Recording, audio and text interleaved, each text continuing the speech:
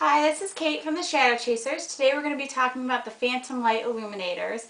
There are two different kinds of PhantomLite Illuminators. There is an infrared illuminator, which is 30 LED bulbs, and then there is a full spectrum illuminator, which is another 30 bulbs, but LED bulbs, but they are rows of infrared, ultraviolet, and then blue, green, and red lights.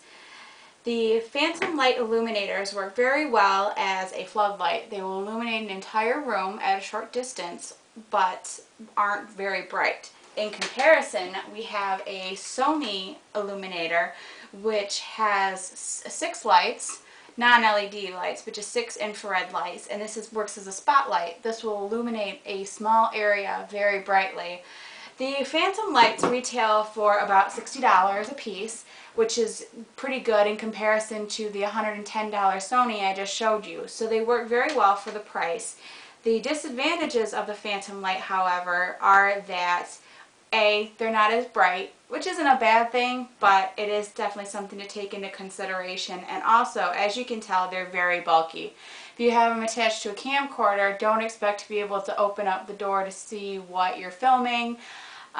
They're very off-center, so they're kind of hard to balance because they're so heavy. And also, what you'll notice as the battery starts to die is it isn't either on or off. Gradually, individual LEDs will start to die. So if you aren't paying attention to what you're filming or what your illuminator is looking like, you're going to end up packing stuff up at the end of the night and finding out that you have 2 bulbs remaining on your illuminator, which is very inconvenient. But despite of all the inconveniences with the Phantom light, it is a very good illuminator. It may not be as good as other illuminators of similar price points, such as the SEMA lights, but the full spectrum Phantom light is unique. There aren't that many other full spectrum illuminators, so it's definitely a good addition to your collection.